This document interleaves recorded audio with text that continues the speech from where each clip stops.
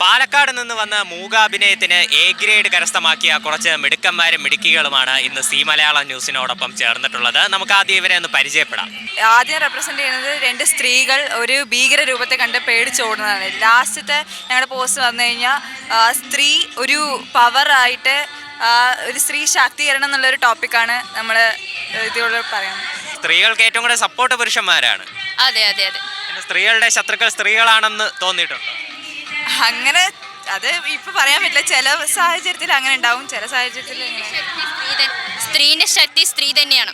അത് അവൾ മനസ്സിലാക്കുന്നത് വരെ അവൾ ശത്രു അവൾ തന്നെയായിരിക്കും. ഓക്കെ, വലിയ വാക്കുകളാണ് പറഞ്ഞു വെച്ചിരിക്കുന്നത്. നിങ്ങളുടെ ഏത് സ്കൂളിൽ നിന്നാണ് നിങ്ങൾ? Saint Thomas, Palakkad. അദ്ദേഹം പിന്നണിയിൽ പ്രവർത്തിച്ച വ്യക്തിയാണ്. എന്താണ് പിന്നണിയിൽ എന്തൊക്കെയാണ് ചെയ്യുന്നത്? ഈ മൈമ് മുന്നണിയിൽ മാത്രമേ ആളുകൾ കാണാറുള്ളൂ. പിന്നണിയിൽ എന്തൊക്കെയാണ് ചെയ്യുന്നത്? മ്യൂസിക് ഇടുക, പിന്നെ ഇവരിൻ്റെ ഓരോരുത്തൻ്റെയും കറക്റ്റായി പഠിച്ചു വെക്കണം. ഇവർക്ക് എന്തെങ്കിലും പറ്റിക്കഴിഞ്ഞാൽ ഞാൻ കയറി കളിക്കണം. ഇതായിട്ട് കളിക്കും. എല്ലാത്തിലും ഒരു ബാക്കപ്പാണ്. എങ്ങനെയാണ് ഇതിൻ്റെ നിങ്ങൾ ഒരു ഡെവലപ്പ് ചെയ്തെടുത്ത സ്റ്റോറി? ഈ സ്ത്രീയാണ് വിഷയം. അപ്പോൾ ഈ സ്ത്രീയുടെ എന്ത് കാര്യമാണ് പറയുന്നത് ഇതിനകത്ത്? ഈ സ്റ്റോറി ഡെവലപ്പ് ചെയ്തതിൽ മറ്റെന്തൊക്കെയുണ്ട്? സ്ത്രീ പോരാടാൻ പറ്റും എന്നാണ് ഇതിൽ മറ്റേ നമ്മൾ ഉള്ളിൽ അങ്ങനെ പറയുന്നു. 4 ചുമരിൻ്റെ ഉള്ളിൽ ഒതുങ്ങേണ്ട ഒരു ആളില്ല സ്ത്രീ. സ്ത്രീ ശാക്തീകരണമാണ് മെയിനായിട്ട് നമ്മൾ പറയുന്നത്.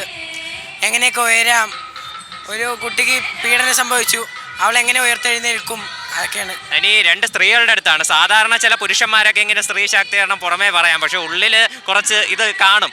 നിങ്ങളുടെ കൂടെയുള്ള പയ്യന്മാരെങ്ങനെ അങ്ങനെയാണോ? അല്ല, നല്ല സപ്പോർട്ടിംഗ് ആണ്, നല്ല കെയറിംഗ് ആണ്, എല്ലാം അടിപൊളിയാണ്. കെയറിംഗ് വിട്ടിട്ടില്ല. എങ്ങനെയാണ്? അടിപൊളിയാണ്. ഓക്കെ, അപ്പോൾ ഇനി എങ്ങനെയാണ് നിങ്ങൾക്ക് ഈ മൈമ്, ഈ അഭിനയം, മൂകാഭിനയമാണ്, ഇനി ഇതിലൂടെ എങ്ങനെ സിനിമ, സീരിയൽ അങ്ങനെ എന്തെങ്കിലുമൊക്കെ താല്പര്യമുണ്ടോ? അത് എല്ലാവർക്കും താല്പര്യമുണ്ട്, എല്ലാവർക്കും അഭിനയിക്കാൻ താല്പര്യമുണ്ട്. കിട്ടിയാൽ കൊള്ളാം. താല്പര്യമുണ്ട്. ഓക്കെ, തീർച്ചയായിട്ടും. ഇപ്പോൾ പാലക്കാട് നിന്ന് ഇത്രയും ദൂരം വന്ന് സമ്മാനം അടിച്ചിട്ട് വീണ്ടും നാട്ടിലേക്ക് തിരിച്ചു പോകാനായിട്ട് ഒരുങ്ങുകയാണ് ഈ കുട്ടികൾ.